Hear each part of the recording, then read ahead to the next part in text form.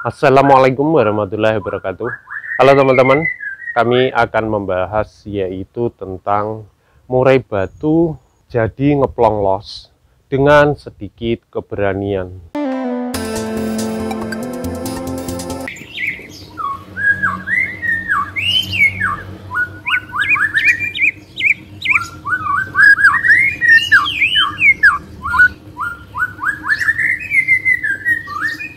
Merawat murai batu dengan keberanian kita untuk melakukan inovasi sehingga menghasilkan burung murai batu yang berkualitas ini memang harus kita lakukan. Apalagi sekarang di lomba ini banyak burung yang bagus-bagus dan istimewa. Salah satunya di belakang saya ini, yaitu saya melakukan keberanian dengan menggantung sangkar murai batu di atas ketinggian. Itu kira-kira hampir sekitar 8-10 meter teman-teman. Tadi dekat pohon dengan suasana yang alami sehingga burung ini mau buka paruh. Saya terapkan ini setiap pagi teman-teman. Kalau waktu pagi ya tidak harus setiap pagi, saya kadang ya 5 hari sekali, kadang 3 hari sekali, sewaktu saya senggang aja. Untuk pakan terus saya beri setiap hari. Dengan menggantung ketinggian ini, ada keuntungan yang kita dapatkan. Burung seperti di alam liar los ya teman-teman, sehingga dia cepat buka paruhnya. Dan ini menguji burung dengan ketinggian seperti habitat ya alamnya.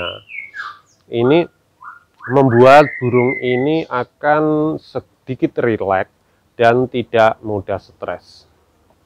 Salah satu hal yang kita lakukan yaitu persiapan yang harus kita lakukan, yaitu seperti kerean dan sebagainya harus benar-benar kuat. Sehingga burung ini istilahnya nyaman waktu kita kerek, juga tidak menimbulkan suara yang bising sehingga burung ini akan takut teman-teman. Jadi hal ini perlu kita lakukan, apalagi H-5 menjelang lomba ini harus di stop untuk terapi yang model ketinggian ini. Ini memang sedikit ekstrim ya teman-teman, karena risikonya kalau gantungannya tidak kuat, patah, jatuh, itu burung juga akan stres teman-teman.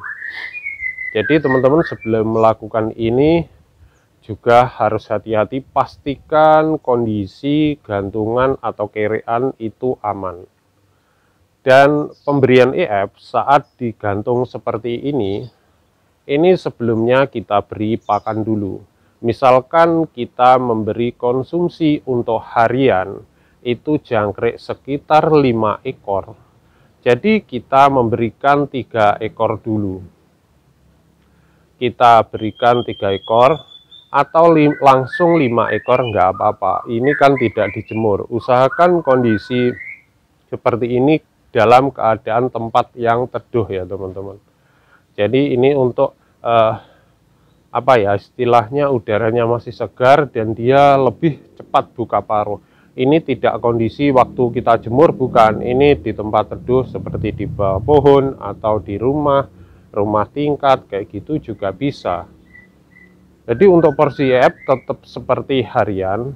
Jika saya menggunakan jangkrik dan ulat kandang, ini saya berikan jangkriknya aja 5 pagi. Terus ulat kandangnya seperti biasa setelah nanti ini selesai, ya sekitar kita gantung sekitar 3-4 jam aja. Setelah itu kita nanti turun diberi ulat kandang. Untuk minum dalam sangkar tetap, karena ini kan tidak dalam proses penjemuran. Harus kita berikan minum seperti biasa, pakan fur tetap ada teman-teman. Terapi ini bisa kita lihat nanti perubahannya itu setelah kira-kira 1 bulan atau 1,5 bulan, itu biasa sudah terlihat perubahannya, baik mental, baik faktor, baik kicauannya ini lebih plong dan los dia nanti saat dilombakan. Jadi sebenarnya saya menggunakan ini sudah lama sekali. Saya kadang seminggu tidak tentu juga teman-teman, kadang 3 kali, kadang 5 kali, pokoknya waktu luang saya gantung seperti ini. Cuma untuk EF dan sebagainya itu memang harus benar-benar rutin kita berikan, atau vitamin itu rutin. Cuma untuk terapi seperti ini hanya dibatasi saja, tidak harus tiap hari teman-teman. Apalagi kalau waktu luang teman-teman banyak, ini setiap pagi jauh lebih bagus, sehingga burung tetap keadaan prima dan fit.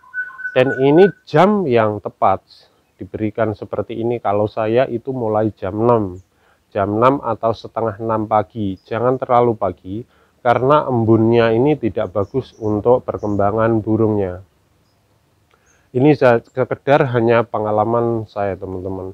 Mungkin ya teman-teman ada yang mempunyai pengalaman yang berbeda-beda. Apakah bisa diterapkan untuk burung yang belum berkicau? Sebenarnya ini juga bisa diterapkan pada burung yang belum berkicau, tapi tidak disarankan untuk burung yang masih giras.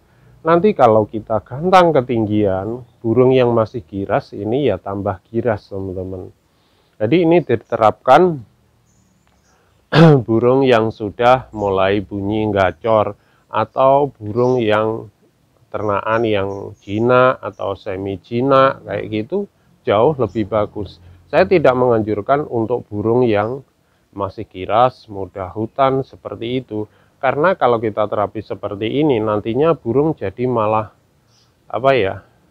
istilahnya kayak di alam liar, malah dia terlalu girasnya berlebihan teman-teman. Jadi seperti itu teman-teman. Sebenarnya teori yang sederhana, tapi kita harus berani untuk mencoba. Jangan pernah takut untuk mencoba selagi ini cocok buat burung dan aman juga buat burung. Kecuali ya pemberian EF berlebih, saya tidak menyarankan. Karena resikonya kalau kita memberi EF berlebih pada burung, dampaknya nantinya ya seperti itu teman-teman. Over birahi, OB seperti itu. Saya settingan burung itu nggak ada yang terlalu ekstrim-ekstrim gitu ya. Jadi kalau belum jadi saya maksimal paling ya 10 ya pernah, 15 ya pernah, kayak gitu. Kalau sudah menemukan settingan, nanti akan dia menurun sendiri konsumsi jangkriknya. Paling maksimal 10 atau 77, 55 ataupun 33. Ini jauh lebih bagus dan lebih stabil di burung teman-teman. Jadi itu sekedar celotehan saya ya teman-teman. Mungkin bisa cocok buat teman-teman, mungkin sependapat dengan teman-teman, atau teman-teman malah mempunyai teori yang berbeda dan lebih bagus. Silakan teman-teman cantumkan di kolom komentar, berbagi kepada teman-teman. Juga saya juga pemula yang masih belajar terus dengan teori-teori gimana menghasilkan burung yang berkualitas. Itu aja teman-teman dari saya. Terima kasih telah menonton. Berbagi ilmu itu indah. Wassalamualaikum warahmatullahi wabarakatuh.